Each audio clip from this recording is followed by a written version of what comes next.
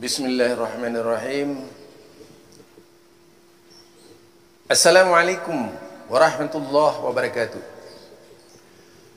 Kembali bersama Zulkarnain Al-Maduri. Alhamdulillah, fa inna ahsanal kalami kalamullah wa khairul huda huda Muhammad sallallahu alaihi wasallam wa syarrul umuri muhdatsatuha fa inna kulla muhdatsatin bid'ah wa kulla bid'atin dhalalah wa kulla dhalalatin finnar.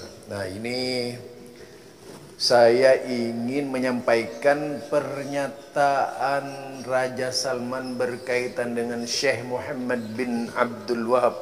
Sebenarnya ini sudah lama ya, sudah lama pernyataan ini, tapi mungkin bagi mereka yang belum kesampaian berita ini penting disimak. Nah, ternyata saudara, yang membenci Syekh Muhammad bin Abdul Wahab dengan julukan-julukan buruk dan jelek ya. Kemudian menjuluki, bahkan menjadikan nama Allah sebagai olok-olokan, itu tidak bisa dilepaskan dari para pendendam menurut Salman, Raja Salman. Mereka itu dendam sejak dulu ketika mereka masih berada di atas kemenangannya.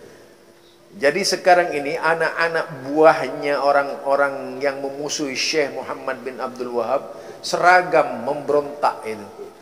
Artinya ingin mengulang lagi kemenangannya dengan melakukan berbagai macam caci maki di dunia ini. Dan melibatkan kalangan bodoh, kalangan intelektual, semuanya terlibat ya. Mereka berada dalam satu payung kebencian terhadap Syekh Muhammad bin Abdul Wahab. Nah, bagaimana pernyataan Syekh Muhammad bin Abdul Wahab, pernyataan Raja Salman? Mari kita dengar perkataan Raja Salman ini, kita simak bersama, kita telaah teliti secara mendalam.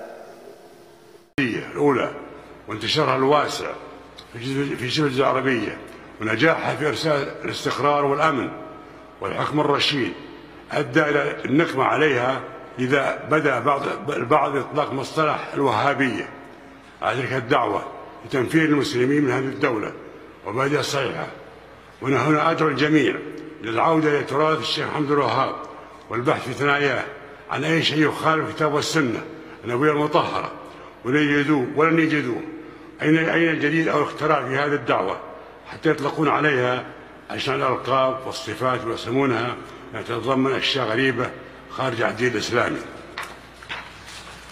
قال ابن الحديث رحمه الله كما جاء في صحيفة المرقرة: يسمون الوهابيين، يسمون مذهبنا بالوهابي باعتبار أنه مذهب خاص، وهذا خطأ فاحش نشأ عن الدعايات الكاذبة كان يبثها أهل الأغراض. ونحن لسنا أصحاب مذهب جديد أو عقيدة جديدة، ولم يأتي محمد عبد الوهاب الجديد، فعقيدتنا عقيدة السلف الصالح اللي جاءت في كتاب الله وسنة رسوله وما كان عليه السلف الصالح. ونحن نحترم الأئمة الأربعة، لا فرق عندنا بين مالك والشافعي وأحمد وأبي حنيفة. Nah, itulah perkataan beliau sebagai seorang raja di Saudi Arabia, mengabarkan kepada seluruh kaum muslimin, baik yang berada di negeri-negeri Arab ataupun di Indonesia ini, ditujukan kepada umumnya para pembenci, orang-orang yang menjuluki Syekh Muhammad bin Abdul Wahab dengan julukan-julukan yang tidak layak dan tidak pantas ya, yang memberikan gelar-gelar tidak baik terhadap Syekh Muhammad bin Abdul Wahab, itu terikat dengan para musuh-musuhnya yang memang sejak dahulu mendendam. Dari awal sejarah pengembangan dakwah Syekh Muhammad bin Abdul Wahab, menurut Raja Salman memang tidak bisa dilepaskan dari kebencian dari musuh-musuhnya, para rival Syekh Muhammad bin Abdul Wahab yang memang menginginkan keberadaan Arab, keberadaan Mekah dan Madinah itu tetap dikuasai kelompok kuburiyun, yaitu para pengagum kuburan. Karena terus terang saja bisa dikatakan para pengagum kuburan di Mekah dan Madinah itu menjadi hilang, yaitu hilang mata pencahariannya.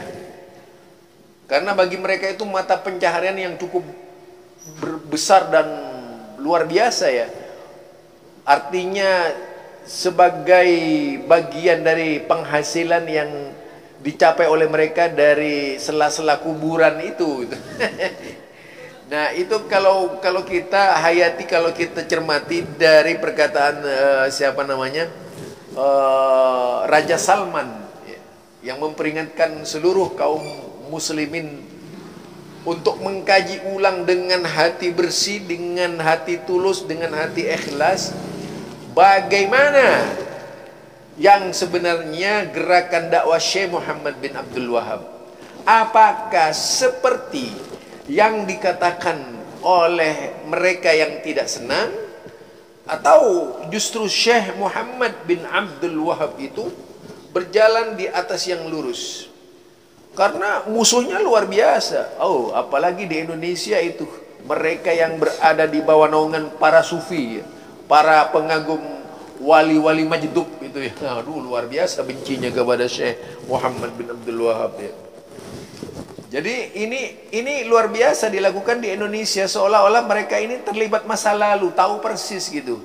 Karena apa? Doktrin. Wow, saya sendiri, saudara itu kan masuk di beberapa grup-grup WhatsApp yang ada itu. Wow, luar biasa grup-grup WhatsApp itu. Mereka itu terorganisir, menjadi kelompok yang terorganisir. Jadi kemungkaran yang terorganisir ini menjadi satu kekuatan besar bagi mereka untuk menghantam setiap yang tidak selaras dengan cara-cara berpikir mereka. Nah, itulah penyebab utamanya. Melibatkan kaum muda, kalangan intelektual muda ini sudah penuh dengan kebencian. Bayangkan, intelektual muda sudah penuh dengan kebencian tuh. Bagaimana orang seperti itu bisa berpikir normal? Otaknya sudah dirusak oleh anti Wahabi, ya nggak mungkin lah bisa normal otaknya gitu. Orang yang seperti itu akan terus sakit sampai mati, membawa kebencian. Itu dari saya. Jadi tidak mungkinlah kalau orang sudah penuh dengan kebencian bisa mendapatkan, yaitu bisa dengan baik menilai. Contohlah banyak di dunia ini, terlalu terang lah di Indonesia ini. Apalagi Syiah. Wow, kalau Syiah itu sudah pasti, saudara-saudara, kalau sudah Syiah itu sudah pasti membenci itu. Karena memang ada pengendali utamanya. Itu ya. Jadi para rasa-rasa Syiah di Indonesia ini kompak untuk yaitu membendung arus dakwah yang dilakukan oleh para mauhidin, orang-orang yang benar-benar bertauhid. Ini saja dari saya. Mudah-mudahan Allah memberikan yaitu kemenangan kepada setiap hambanya yang berpihak kepada tauhid yang murni. Kita berdoa agar seluruh umat Islam berada dalam satu naungan tauhid yang murni.